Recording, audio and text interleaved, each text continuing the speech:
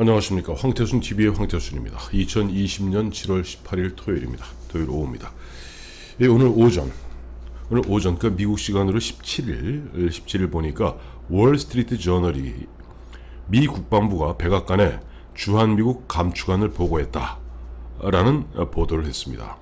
월스트리트 저널은 미국인의 42%가 주한미군의 철수를 반대하고 있으나 그 규모가 과거의 60-70% 가까이가 주한미군 감축을 반대하는데 반해서 점점점 이 반대하는 숫자가 급감하고 있다. 특히 트럼프 대통령을 지원하고 지지하고 있는 공화당 성향의 미 시민들, 미 국민들은 트럼프가 하는 이야기 있죠. 왜 우리가 우리 돈, 비싼 돈 들여가면서 우리의 젊은이를 해외에 파병해서 남의 나라를 지켜줘야 되느냐. 그 나라들은 독일이 되었던 일본이 되었던 한국이 되었던 다 잘 사는 나라다.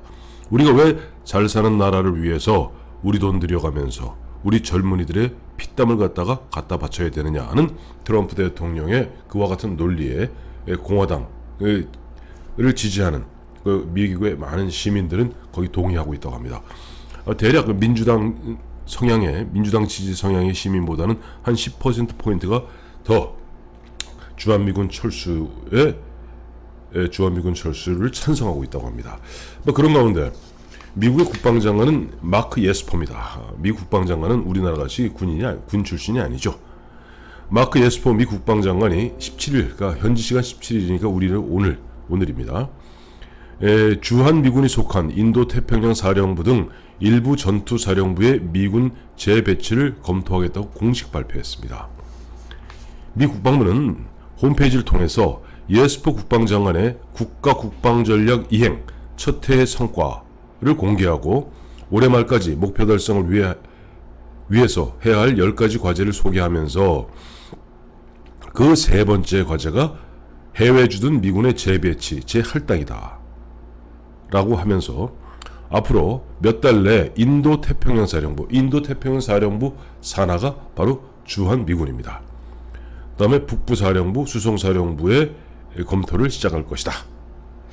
이렇게 얘기하고 있어요. 그러다 보니까 오늘 많은 분들이 약간 걱정 아닌 걱정을 많이 하시더라고요. 저한테도 카톡으로 또 전화로 문자로 야 이거 또다시 이상하게 되는 거 아니냐. 왜냐하니까 우리 대한민국은 주한미군 철수 약간 물론 금단 현상도 있는 거 사실입니다. 그러나 어쨌든 우리가 49년도에 당시 미군들이 철수했고 50년 초에 미국의 애치슨 라인이 발표되면서 바로 5개월 후인 1950년 6월 25일 김일성은 소련제 탱크를 갖다가 앞세우고 서울을 단 3일 만에 점령하지 않았습니까? 그러니까 주한미군 철수 이퀄 곧 북한의 도발이라는 그야말로 우리 국민들에게는 어마어마한 트라우마가 생긴 겁니다. 또 하나 있죠.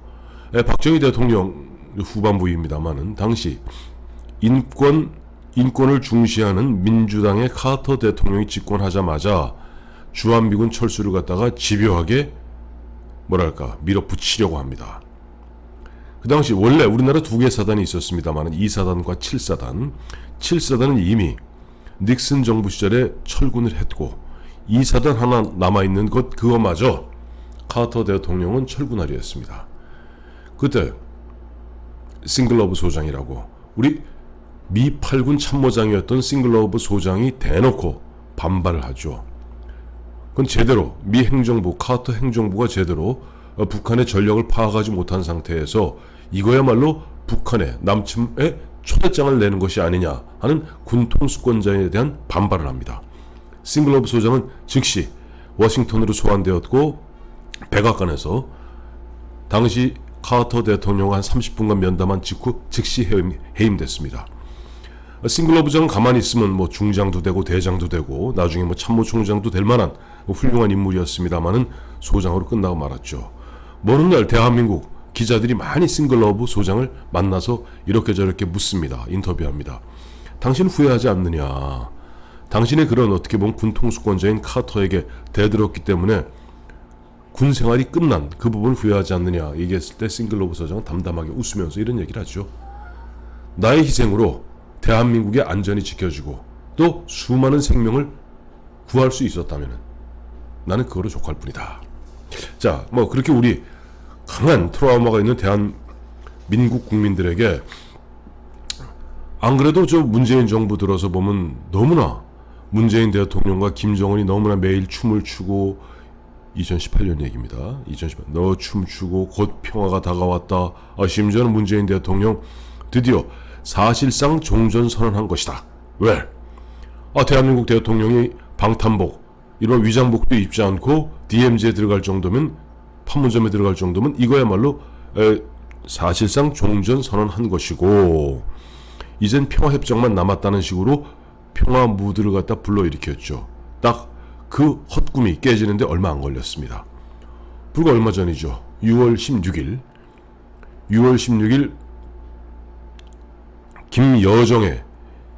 김여정을 앞세운 북한의 강경파들은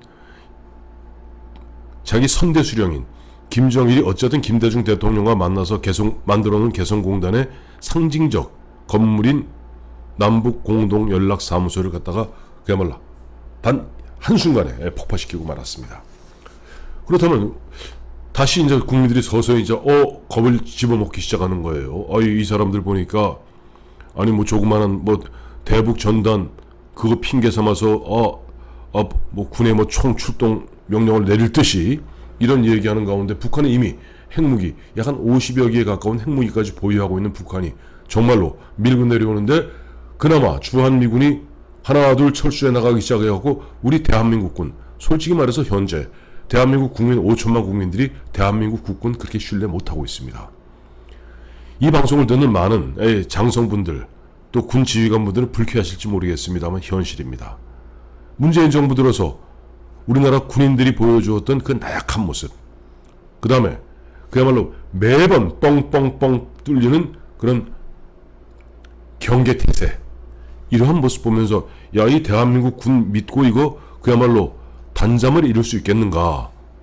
그나마 우리가 주한미군이 버텨주고 있으니까 버텼던 거 아니야. 근데 문재인 대통령, 문재인 정부, 좌파 정부는 끊임없이 전시작전 통제권 환수, 전시작전 통제권 전환이라는 이름하에 어떻게 하든지 미국하고 계속 하는 얘기로 엇박자 내면서 사실상 미국을 밀어내고 있고 중국에다가 또 북한에다가 그야말로 빵긋빵긋 웃음 지으면서 그쪽에 유화 제스처를 취하고 있는데 정말 미국이 삐져서 나가는 거 아니야?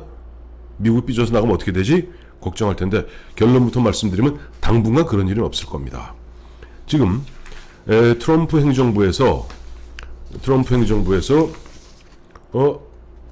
백악관에 주한미군 감축안을 보고했다. 그러니까 미 합참이 주한미군 감축안 그래서 이 주한미군 감축안이라는 것이 지금 몇 달째 지루하게 지금 싸우고 있는 한국과 미국 간의 방위 분담금 문제에 있습니다. 그와 관련해서 약간 정치적 제스처일 가능성도 배제할 수 없다라는 게 제 생각이고 아마 많은 군사 전문가들의 생각인 것 같아요. 미국이 세계 곳곳에 많은 군대를 갖다가 파병하고 있습니다. 잠깐 한번 도표 하나 보여드릴게요. 이 보면은 현재 2020년 3월 기준으로 일본에 한 5만 5천 명의 미군이 주둔하고 있고 한국에 26,184명이라는데 통상 28,500이라고 합니다.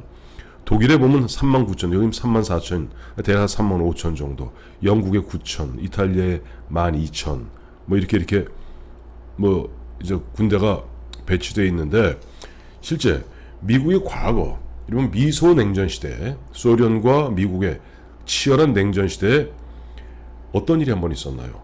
당시 소련이 쿠바에다가 미사일 기지를 설치하려 했습니다. 핵미사일 기지죠. 중거리 탄도 핵미사일 기지 설치하려 할 때 그때 케네디 대통령하고 후르쇼프하고 거의 죽기 폭발 일보 직전 3차 세계대전이 터지기 일보 직전까지 갔습니다.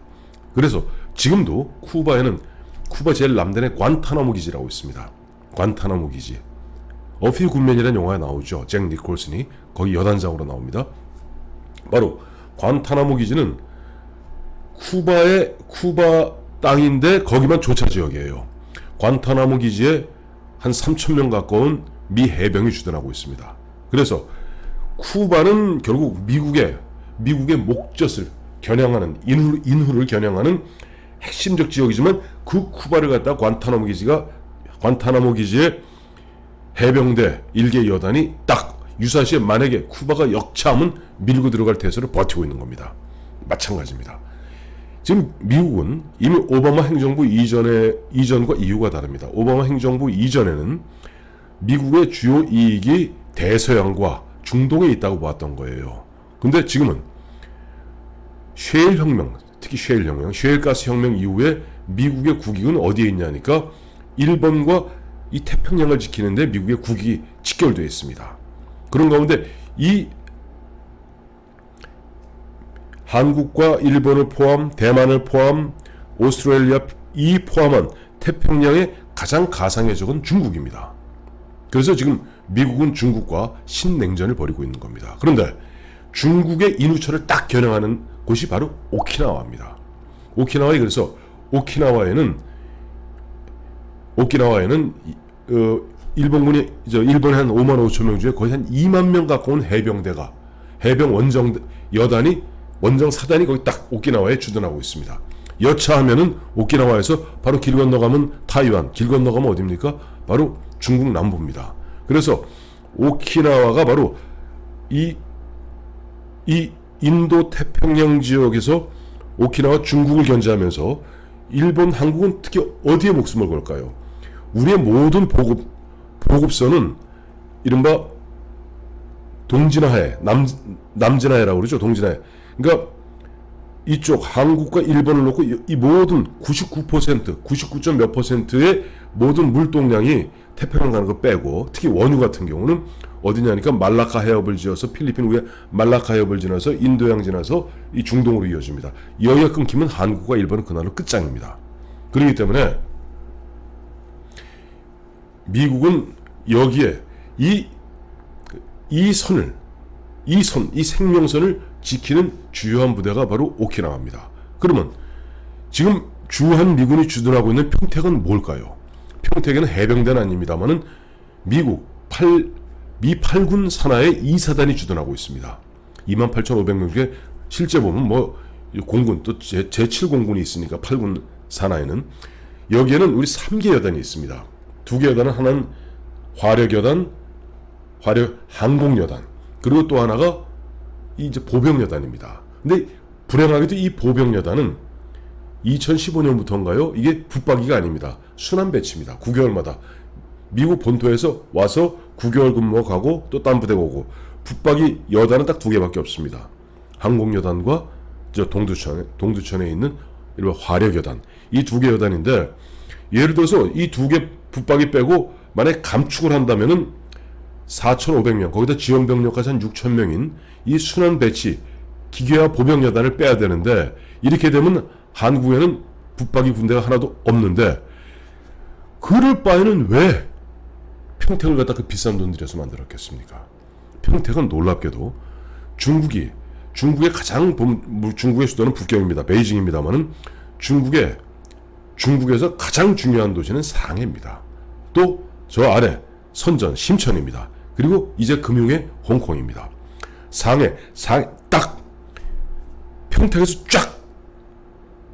쫙 서로 가면 바로 상해입니다. 즉 상해하고 천진, 즉 이 평택에 있는 이 부대 미 8군의 그 존재라는 것은 앞서 말씀드렸던 저쪽 쿠바 카리브해의 관타나모 기지, 다음에 이쪽 동진하해를 지키는 동진하해를 갖다가 버텨주는 세력 균형추인 오키나와, 그리고 북한과, 이미 북한은 과거의 북한이 아닙니다. 미국하고 이제는 거래할 정도의 커진 북한입니다. 북한과 중국을 동시에 견제할 수 있는 바로 평택입니다. 그렇기 때문에 많은 애청자 여러분들이 야 이거 미군이 빠지는 거 아니냐? 근데 꼭 그렇지는 않습니다. 왜냐니까 최근만 해도 다시 미국은 조금 뒤로 뺐던 병력들을 점점 배치하고 있거든요. 어제 뉴스 보셨겠습니다만 얼마 전에 저쪽 미국 본토로 일단 후방으로 약간 뒤로 물렸던 B-1B, 그 죽음의 백조라는 B-1B 랜서 폭격기를 갖다 다시 전진 배치하고 있습니다. 그리고 전진 배치해서 이제는 동해, 즉 일본하고 한국 그 사이에 이른바 위력을 보이고 있습니다. 그러나 조금 단기적으로는 크게 걱정할 거 없습니다만은 중장기적으로는 우리도 보면 무언가 준비를 해야 될 것 같습니다. 왜냐하니까 최근이죠. 2020년 6월에 트럼프 대통령 메르켈 독일 총리한테 얘기했습니다. 독일 우리한테 비협조적이다. 우리 독일에 주둔하고 있는 3만 5천 중에서 9천 빼겠다. 9천 빼서 9천이면 대략 2기여단입니다. 1기여단은 본토로 갖고 가고 1기여단 약 한 4,500명 정도는 지원병력까지 붙여서 한 6,000명 규모로 만들어서 독일의 동쪽에 있는 폴란드에 배치하겠다. 왜? 폴란드는 러시아 때문에 노심초사하거든요. 그러니까 폴란드는 우리가 매년 20억 달러씩 우리가 다 준비될 테니, 매년은 아니죠. 우리 20억 달러 이전 비용 다 될 테니까 제발 미군이 와서 우리 땅에 좀 주둔 좀 해주세요. 당신들 6천 명이 와 있으면은 러시아가 우리 앞에서 건방 떨지 못하지 않겠습니까? 그리고 트럼프 입장에서 뭐 하십니까? 미온저간에 돈도 제대로 안 내는 독일에 굳이 주둔할 필요가 없죠. 보다 더 깊이 러시아 쪽으로 더 쭉 밀고 들어가서 폴란드에 6천 명 주둔하면 그만이거든요. 그런 일이 우리나라에서도 벌어질 수가 있습니다. 앞서 말씀드린 지금 평택의 전략적 미국의 인도 태평양 전략의 핵심적 위치 중에 하나인 평택입니다만은 보다 크게는 미국 입장에서는 오키나와가 가장 중요하고 오키나와 또 일본이 또 중요합니다. 일본 그래서 일본은 미 군단사령부가 일본 자마라는 데 와 있어요. 군단사령부가 거기에서 한국의 2사단 그것도 2개 2개 북박이 여단과 1개 순환 배치 여단이는 여기 이 부대를 갖다가 극단적으로 뺄 수가 있습니다. 어디로? 대만으로. 왜냐하니까 최근에 트럼프 대통령이 중국이 홍콩 보안법 통과시키자 홍콩 특별법을 갖다가 폐지하지 않았습니까? 더 이상 홍콩을 갖다 특별 대우하지 않겠다. 홍콩은 중국의 다른 지역과 똑같다. 라는 식으로 이야기하면서 계속 타이완, 대만하고 79년에 단교했던 대만에게 추파를 던지고 있습니다. 79년에 미국이 대만과 단교하면서 그 당시 대만에 주둔하고 있던 부대를 다 뺐거든요. 근데 여차지 가면 중국을 보다 더 압박하기 위해서는 중국이 제일 싫어하는 일. 중국은 아마 그렇게 되면 뒤집어질 겁니다. 그렇다고 대만을 때릴 수는 없겠죠. 만약에 미군이 거기 주한미군이 주 타이완으로 옮기고 그 다음에 대만과 미국이 수교한다면 왜? 국제정치에서는 영원한 적도 영원한 동지도 없는 법이거든요. 그러니까 우리 대한민국에서 계속 시큰둥하게 미국하고 그렇게 한미동맹의 기본 축에 대해서 회의적인 그런 행동을 하는 가운데 미국 입장에서는 북한과 중국을 갖다 보다 효율적으로 막기 위해서 만약에 대만으로 옮기는 것이 필요하고 한국에는 뭐 주한 공군 정도만 배치할 가능성도 배제할 수는 없다. 그러나 문제는 그렇게 돼서 우리의 전력에 공백이 생겼을 경우는 우리 힘으로 메꿔놔야 됩니다. 그것이 과거 박정희 대통령이 얘기했던 자주 국방의 길이기도 하고 이 세상에 물론 독자적으로 자기 나라를 방어하는 나라는 없습니다. 미국도 아닙니다. 미국도 다 보면 영국과 우리와 뭐 다 군사 동맹으로 촘촘하게 엮어서 지금 자기의 국력을 유지하고 있지 않습니까? 국방력을. 그러니까 어느 정도까지 우리 좌파들이 늘 이야기하는 대로 무슨 우리가 무슨 이런 식으로 얘기하고 있는데 실제 국제정치 역학관계상 어느 순간 아마 그건 머지 않았을 겁니다. 트럼프가 재선에 성공한다면 트럼프는 재선에 성공한 대통령이 자기 하고 싶은 거 다 하거든요. 그럴 가능성도 배제할 수 없다. 그때는 우리 힘으로. 그 대신 우리는 비용을 더 많이 들여야 될 것이고 가뜩이나 휘청이는 경제 이 부분에 있어서 복지 부분 같은 거 좀 빼서라도 국방력을 좀 더 강화해야 되겠죠. 자, 오늘 보니까 미 국방부가 이제 보면 백악관에다가 주한미군 감축안을 보고했다 하는 부분에 대해서 큰 틀에 있어서 한번 짚어봤습니다. 감사합니다.